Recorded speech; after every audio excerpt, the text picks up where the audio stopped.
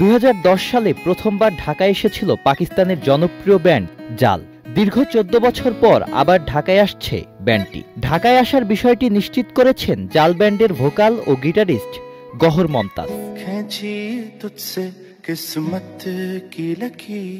গত শুক্রবার ফেসবুকে একটি কনসার্টের ছবি শেয়ার করে গহর লেখেন, হ্যালো বাংলাদেশ, শীঘ্রই দেখা হচ্ছে। বিস্তারিত জানার জন্য ওয়েবসাইটের একটি লিঙ্ক শেয়ার করেন তিনি।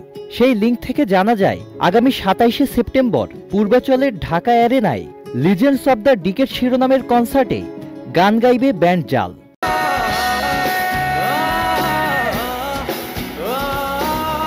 কনসার্টটি আয়োজন করেছে অ্যাশেন গেট সেট রক ও জিরকোনিয়াম।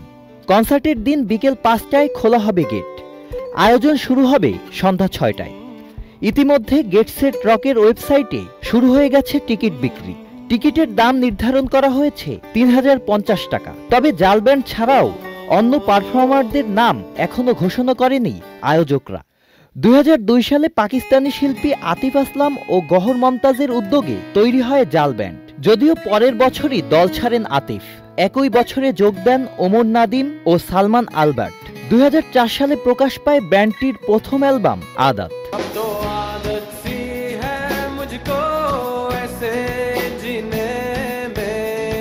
এই অ্যালবামে লামহে, আদাত, পাঞ্ছি গানগুলো দ্রুত জনপ্রিয় হয়ে ওঠে।